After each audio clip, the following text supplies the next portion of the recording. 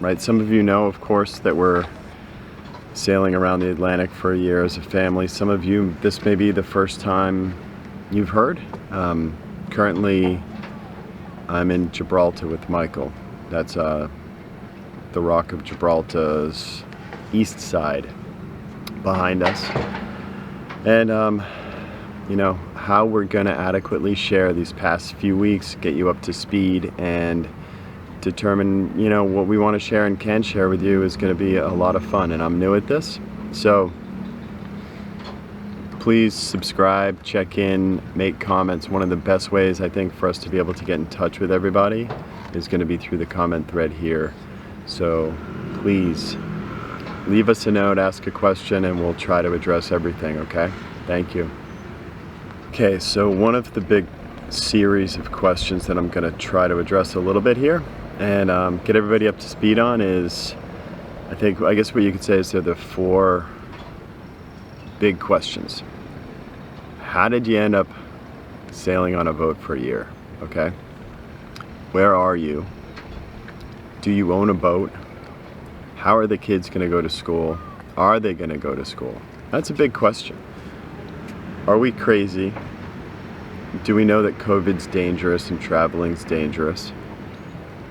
And yeah, this is a big one, maybe bigger than people in America realize, but we have the black sheep of the passport pile now. So trying to get anywhere in the world on a boat is challenging. It's real. I'm currently at a marina next to some New Zealanders, some people from Great Britain, some people from Italy. They can pretty much go wherever they want. We've been at the marina for weeks together, and we're not allowed to go. So it's very real. If the kids aren't going to be going to school, we're not stuck, right? We can work remotely. We're already working remotely, right? So where can we go? What can we do? We talked about how some people we knew or had heard of were renting a cabin in the mountains. Could be fun. And the conversation didn't last long because, you know, you're trading your kids going to school online from one location to the next. So what can they do in their free time is sort of the question, right? And if they're going to be isolated, they're going to be isolated. Michael Russell's Robert was interested in trying golf and doing some other things, and we just didn't know if those sports were even going to be possible. And as it turns out, not really, right? So we started thinking about cruising, you know, living on a boat, anchoring, scuba diving, kite surfing, fishing, going to school online. And, you know, at the end of the day, we started realizing that homeschool might end up being the best choice. It's a curriculum that's been in play for a long time. They have online support, they have offline help, you can get tutoring, takes the pressure off of us as parents, and it seemed to make sense. So we then thought cruising, right? So they can, and we can as a family, spend a lot of time together. We can go sailing, fishing, scuba diving, hiking, we can look at new cultures, we could visit new places. I'm here taking a video in Gibraltar, and a year ago was not even, honestly, I didn't even know Gibraltar was a British territory. I had no idea. And here we are. We're learning about all kinds of great things.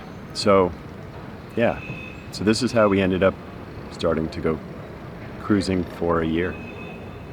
As we began to think about this more seriously over the summer, we started to realize that there was this category of things that we were just simply going to miss, and we needed to deal with it face to face. So we talked, and the worst thing really is being away from our family. Our parents are getting older, our families are growing, our neighbors are going to move away. You know, we were going to miss so many things. My nephew Parker, who's so very important to us, hey Parker, we weren't going to see him on a regular basis. My sister and brother-in-law, who, you know, along with our kid's grandmother Polly, you know, are an extension of our family. We see them on a regular basis. I was personally crushed that we were going to miss my cousin Linda's daughter Elise and her wedding. Thankfully for us, she's extended it to the spring, and it looks like we'll be able to be there. But we were crushed, and what else would we miss? What will the kids miss, right? How are we going to manage all the things that they might miss? But gosh, this is a cycle, right? Because what are they going to miss? They're going to miss online school. They're going to miss needing to not be with friends on a regular basis. They're going to not have the athletics and the programs that they would have otherwise had. So this is a vicious cycle again, right? So now, let's think for a second about what we've already had an opportunity to see and do, okay? What have we done so far? So I hope to be able to put together a couple videos to show all of this, but to almost justify to myself what we've decided to do by cruising, I think we can look back at just the last 3 or 4 weeks. Now, we've had to do this without Aisha and Robert. Aisha was working. We weren't sure exactly what she was going to do with that. Robert had a passport issue. So Michael and I flew to England. We had to fly to England because we're not allowed to go to France where the boat was. Okay? So we needed to quarantine in England for 2 weeks. And during this time, since we left America, Michael and I have stayed at a horse farm, just an absolutely gorgeous place in the middle of England, a town called Southam. Had a fantastic 2 weeks, just sort of getting things ready. We had a lot of stuff shipped to us. We decompressed a little bit. We then crisscrossed most of mid and central England, going to pick up things that we needed, visiting monolithic statues. We looked at different landscapes in England.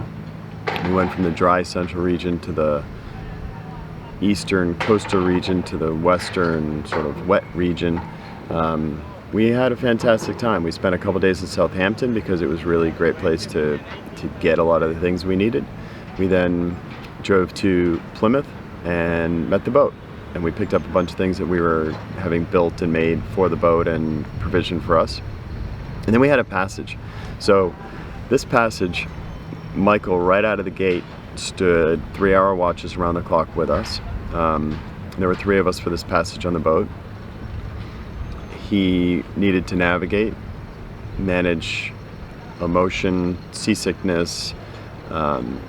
It was really sort of crazy. We went across the English Channel, across the Bay of Biscay, and for anybody that knows anything, those 2 bodies of water were rough, and they were.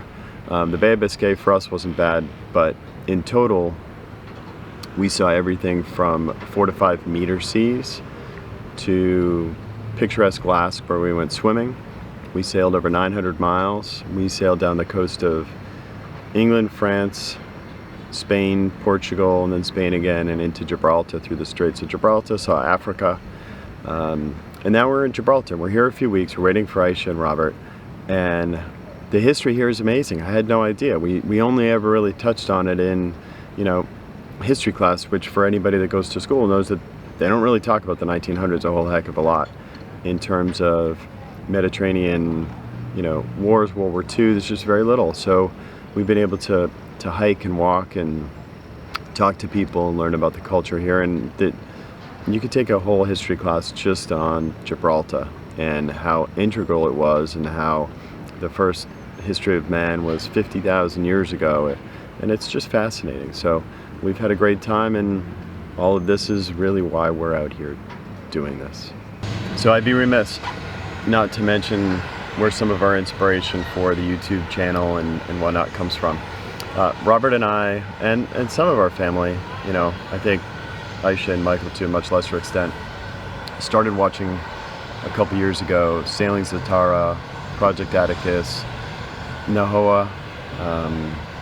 We watch, probably a little bit of 10 or 15 channels, and I guess what I'll do is I'll put them down in our description, so if you want, you get a chance to see sort of what we're hoping for along in this adventure. And I want to thank everybody on those channels, because I think having the opportunity to see what that lifestyle is potentially going to be like for us has helped my family picture what this might be like, and maybe you too. Go check them out.